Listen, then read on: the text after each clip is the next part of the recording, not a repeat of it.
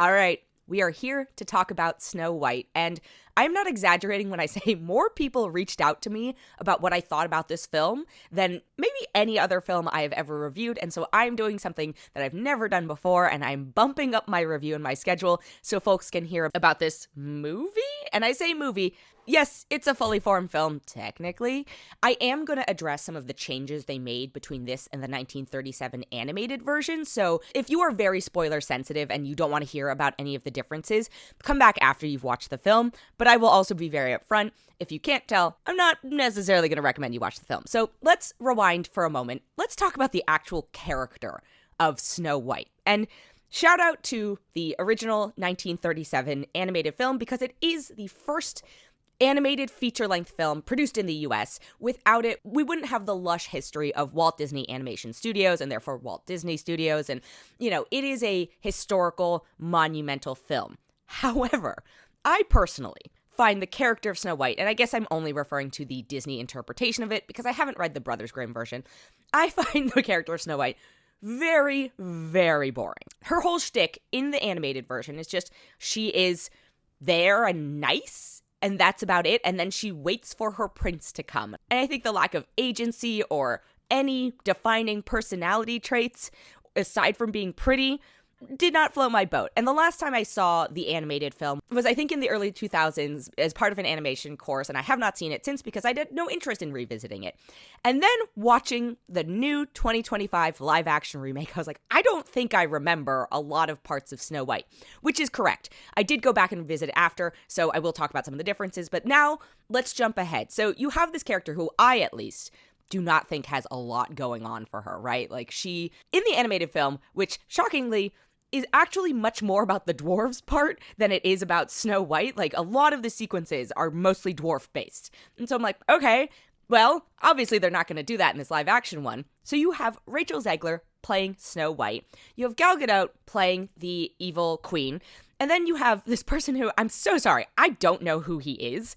We'll talk about that again in a moment. You have Andrew Burnap, who it turns out is a Broadway performer, playing this character called Jonathan. And I will give my first compliment to the 2025 version. I do appreciate that we got rid of the idea of a Prince Charming and someday her prince will come and that she's just a helpless person who is waiting for a man to come rescue her. Great.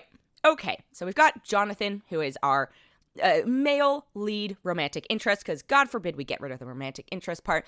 I know everyone has been heaping praise on Rachel Zegler. I think she's fine in this. I don't think she does a bad job, but I also think that one is so desperate to glom on to something semi-enjoyable or redeemable about this film that I think it's getting a little over-exaggerated. I don't think she does a terrible job. I just think, aside from the singing aspect, which I do think there are potentially other people who can sing, the acting is fine. It's plug and play. Then I know Gal is a controversial figure in this, especially in her casting. I love her as Wonder Woman, but, I acknowledge that her other acting performances can be very one note. She was cast because she looks like the evil queen in the animated version. Like, she's gorgeous to look at, and that's what you do. You look at her in this, and for some reason they went, you know what else we should do? We should give her music. And actually, it wasn't as bad as I thought it was going to be, but I'm like, what is the point of this? And it was a very campy song, and you could tell that it was written for someone who actually has potentially Broadway theatrical performance, abilities, and she does not have that. So you've got this casting mishmash, and then the first thing that made me go, I don't think I remember Snow White as much as I thought I did, is, we get this whole more fleshed out backstory for the character of Snow White, and then in my cross-referencing, I realized that it is actually addressed in the animated film. It's just literally written on like a title crawl in a storybook. But, there are elements that I was like, is this just stealing from Cinderella? But no, it is actually. Gal Gadot is a wicked stepmother. Snow White is a scullery maid, effectively, because I was like, this is just Cinderella. I guess all princesses come from the same DNA.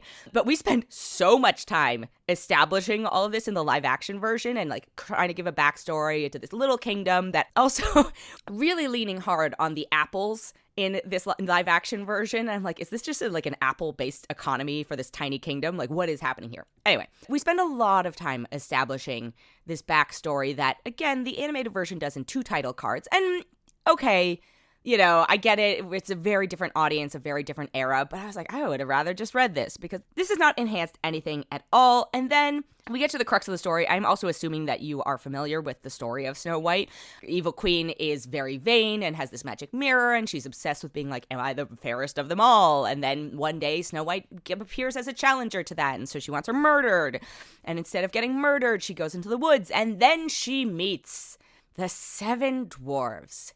And when I say that I audibly gasped in horror when I saw the 7 dwarves, I'm not exaggerating. I know I can be slightly hyperbolic when I'm talking about my film-going experiences, but I was horrified at the aesthetic decision to make they are entirely CG dwarves, and I potentially understand the casting challenge of finding 7 human dwarves who are musically talented in the way that they potentially wanted these characters to be. But oh my god, like the character designs on these are going to haunt my dreams for an extensive amount of time, especially Dopey. Dopey was such a did we learn nothing from the Polar Express? I need to know what happened here. The thing about this movie visually is that, one, it feels very cheap.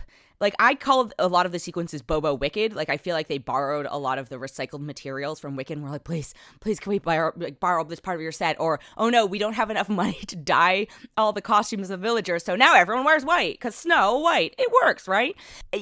Not just visually cheap from that standpoint, but the CG is, well, again, I'll go back to the dwarves in a second, but then, of course, there are all these, like, adorable woodland animals, but they are hyper cutified. They all have mildly exaggerated features, so like they are cuter than the actual photoreal versions of these animals would be, but their bodies are like a real rabbit and a real deer. So then you meet those first, and then you juxtapose that with these dwarves, they're terrifying in terms of visuals. Their proportions are basically mapped to the cartoon animated version, which works when it's simplified and appealing in a hand-drawn animation, but it does not work when you make their faces what they did to this. So again, I could potentially see being like, we don't have the voice talent to cast 7 folks like this. I don't believe that at the end of the day, but to whoever greenlit the visuals of the dwarves, I think should consider a different career because they're so unappealing and kind of ugly. And so then when you compare that to these exaggerated cute animals, and then you put like the live action humans in the same scenes, you're just like, my brain has just broken here. I cannot handle the absolute nightmare of a palette that is in front of me. So then we kind of progress through the classic fairy tale thing, the main difference being that instead of waiting for her prince to come, she has a more active role in the endgame of the film, I guess. They added several songs to this, and I, once again, did not remember the songs aside from Hi-Ho and maybe Waiting for My Prince to Come from the first Disney version of the film. So I think if you do love the original, there will be some songs and moments that are expanded upon that you might appreciate, but this thing also goes so long. I was so bored by it. Nothing was captivating. Nobody really has any chemistry. I cannot continue to stress how horrified I was by the dwarves. And I think they were trying to do their best to mitigate the weird, this dwarven polycule that is then interrupted by a woman. And rewatching the first one, most of the film is just Snow White kissing a bunch of dwarves on the head. And I'm like, well, I'm glad I guess we got rid of that part. Sorry, tiny spoiler, we got rid of that part.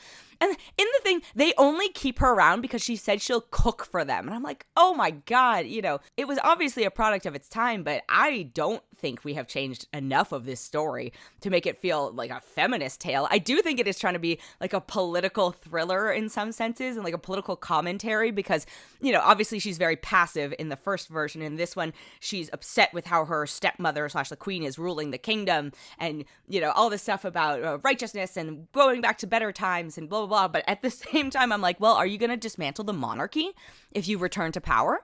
Are you going to make this like a democracy or a republic? Like, what are you going to do here? Or is this still going to be a single source of power? Like, what about the people? So in terms of improvements, I guess the nicest thing I can say is I am glad that we have removed Someday My Prince Will Come and that it is fleshed out a little bit more of the relationship between this because we did not get rid of the part of the sleeping death part that involves a kiss. And I gotta say, revisiting the original, I didn't realize that it is actually love's first kiss, not true love's kiss. I think we all kind of miscite that one.